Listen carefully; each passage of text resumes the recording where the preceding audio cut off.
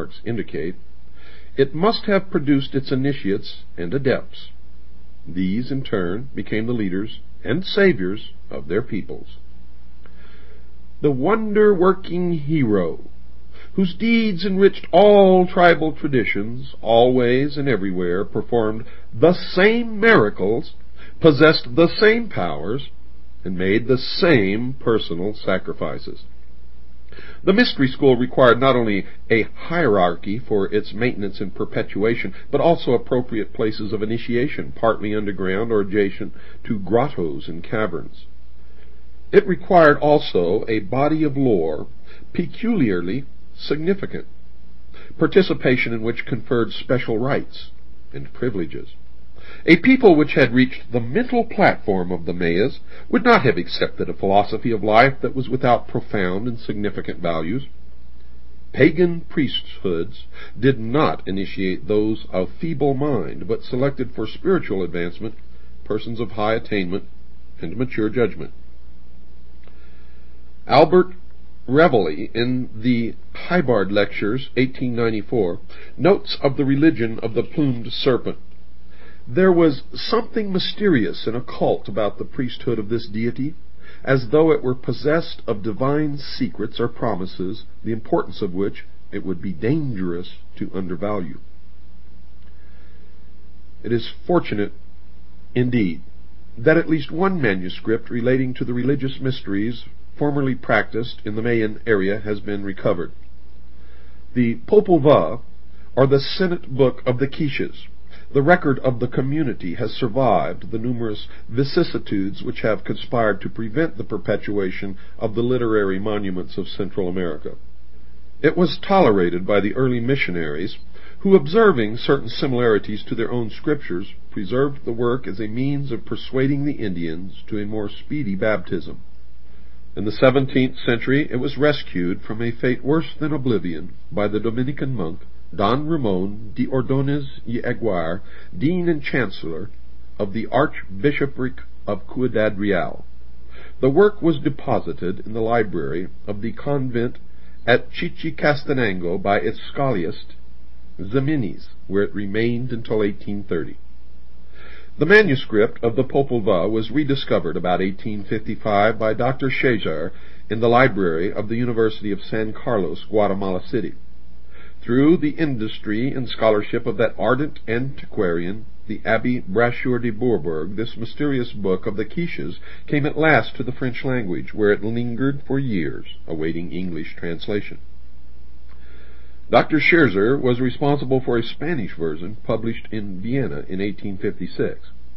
The first English translation has remained practically unknown to students of Central American archaeology, as it appeared serially in The Word, a magazine devoted to theosophical and related subjects.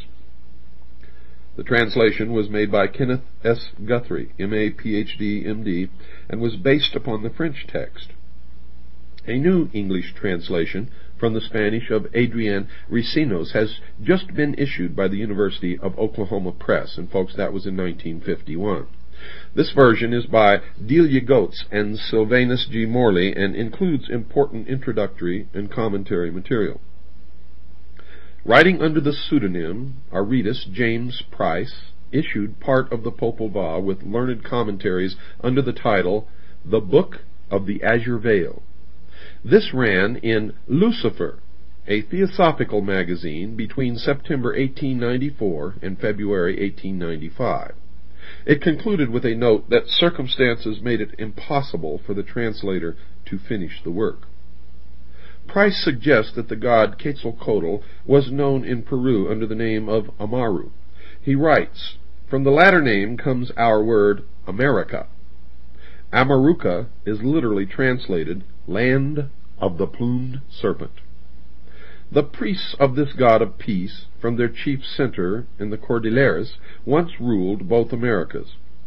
All the red men who have remained true to the ancient religion are still under their sway. One of the strong centers was in Guatemala, and of their order was the author of the book called Popol Vuh." Although Dr. Scherzer published his copy under the title Las Historias del Origen de los Indios de Guatemala por el F. Francisco Ximenes, this is misleading. Ximenes was not the author, but acted in the capacity of scribe, translator, and commentator.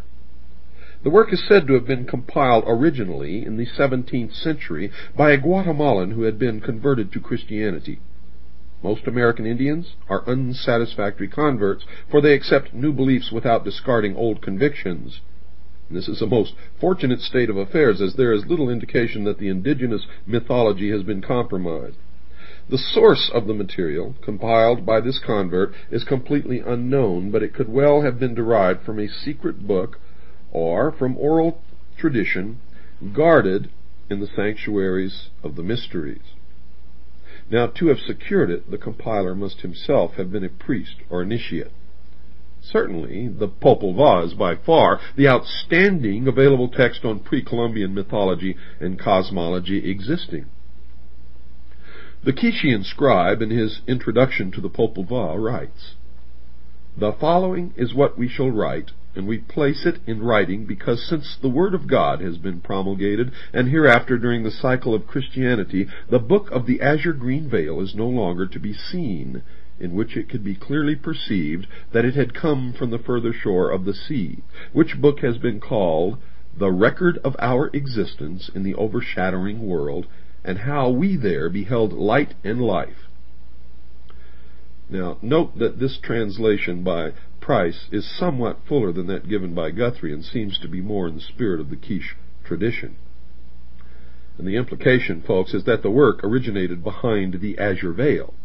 This can have two meanings: either the veil which divides the spiritual universe from the material world, or the veil in the temple of initiation, behind which are the seven lords of the great heart. The Popol Vuh consists of a mythology gradually mingling in its descent with the beginnings of history. The early part deals almost entirely with superhuman beings, and the latter part with the heroic deeds of authentic personages. It opens with a description of the creation.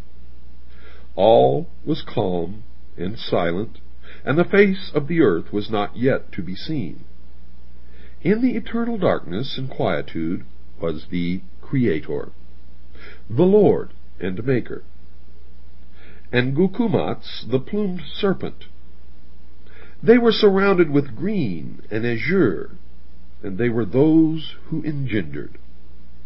Then the Word came and spake with them, and they joined their counsels. Those who engender then said, "Let it be done. Let the waters retire and cease to obstruct, to the end that it be sown, and that the light of day shine in the heavens and upon the earth. For we shall receive neither glory nor honor from all that we have created and formed, until human beings exist, endowed with sentience." Thus the Creator said, "Earth," and immediately it was formed. The book proceeds much in the spirit of the scriptures of other nations. It is divided generally into 4 parts: cosmogony, theogony, anthropology, and regeneration through initiation.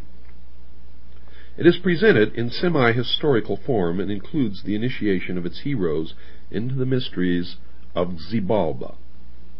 The heroes of the Popol Vuh were subjected to several ordeals of tests of courage, fortitude, and skill. The 7th test took place in the House of the Bat. This was a subterranean labyrinth inhabited by weird monsters and ruled over by Gamatzats, a fearful creature with the body of a man and the wings and the head of a bat. Naturally, the account is clothed in the culture symbolism of the Mayas, but it is certainly to be compared with such productions as the Finnish Kalevala and the Icelandic Eddas. Guthrie presents a number of important parallelisms to the mysteries of the Egyptians, Chaldeans, and Greeks.